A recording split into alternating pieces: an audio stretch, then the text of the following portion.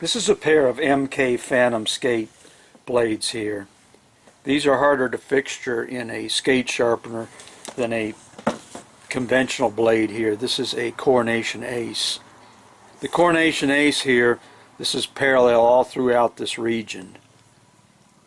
So you can clamp this in desktop machine or whatever, Sparks machine with the adapters, and you can, it's very easy to sharpen this because you have a good tooling reference.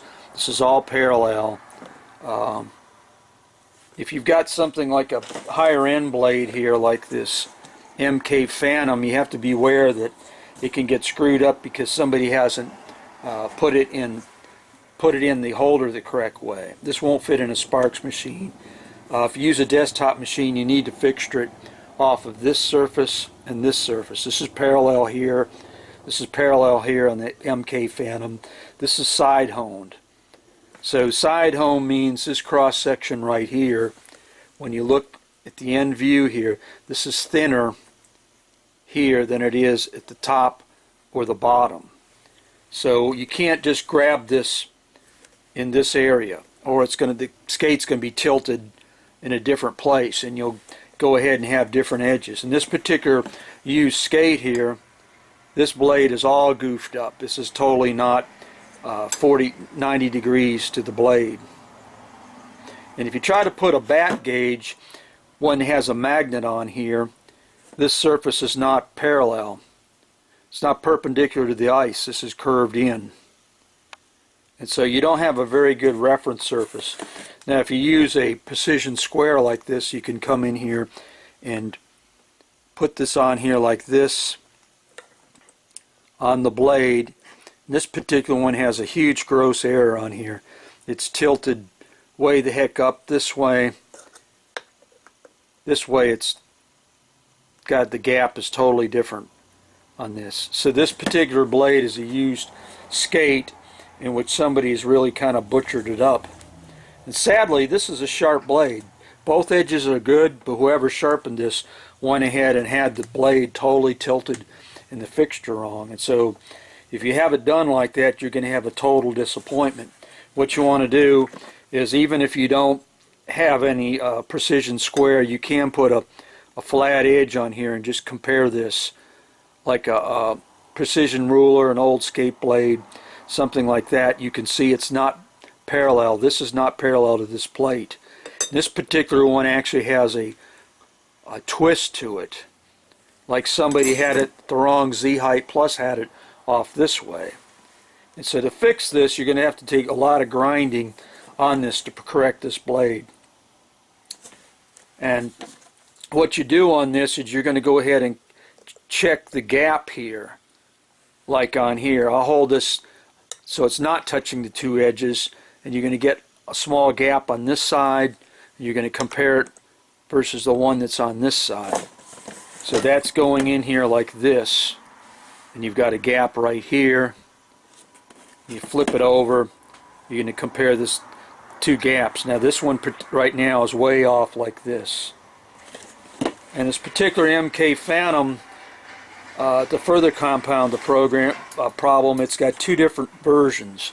There's a parabolic and there's a tapered version. And that means from the view that looks like this, straight on the blade, this particular one is a tapered. It's thicker here, and then when you go down on the skating surface, it gets slightly smaller. It's roughly about 125 thousandths right up here. It's about 140 this way.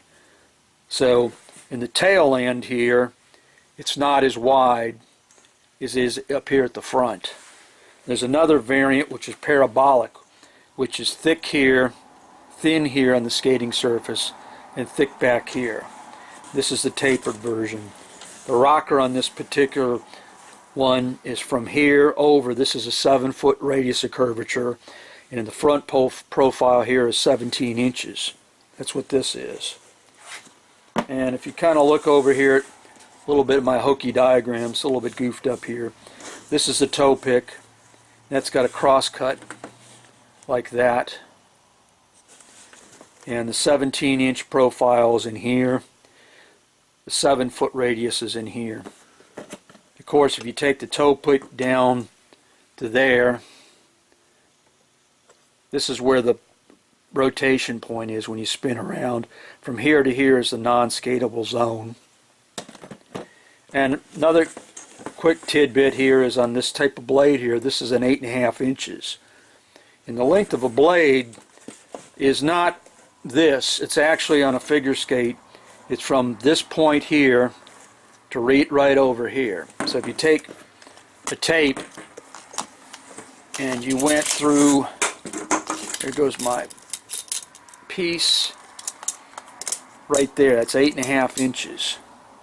So it's 8.5 inches from this point to this point. And then what you do is when you choose a figure skate, you generally have the blade to be a 1/4 inch shorter from the dimension of the heel here to the toe of the boot. So if you take this dimension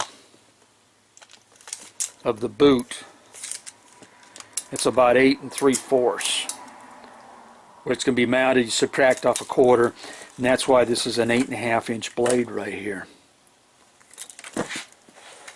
So the complex blade is harder to fixture. So beware if you get a used set of blades, it can be that somebody's butchered them in the sense that it was put in a tabletop machine or something and they didn't have it mounted right, and they take a cut. Now to correct this one, a lot's got to be taken off. And so it's got to be correctly fixtured where it's held on these two surfaces. And it's going to have to be ground over and over again to get it to where it's completely cutting this. This particular blade's got a 7/16 inch radius of hollow, is commonly used. But sadly, this actually happens with a lot of figure skates where somebody has just quickly had somebody sharpen it and they didn't realize what was going on. So if you're in an area that doesn't have a sharpener that's aware of this, beware that you can get them ruined. It's probably better to have a simpler set of blades that is just a complete straight profile like this that you can put in a tabletop machine, and it can be clamped anywhere along here. This particular one, of course, needs to be clamped in these two regions where it's parallel. So if you go from here across here and over right through this region, it actually looks like, right here, it looks like straight, and then it curves in.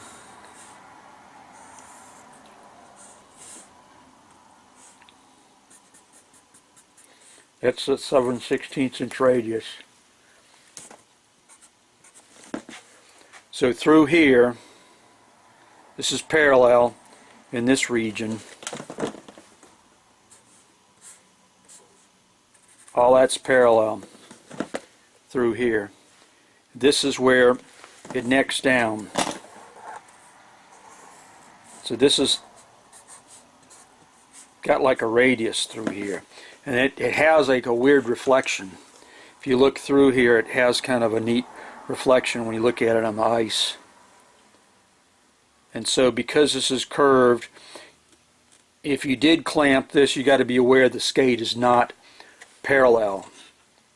So if you put a bat gauge uses a magnet, your thing is not going to be, your reference tool is not going to be perpendicular to this. And again, just using a simple, here's an old skate blade, this is grossly off. That's about it.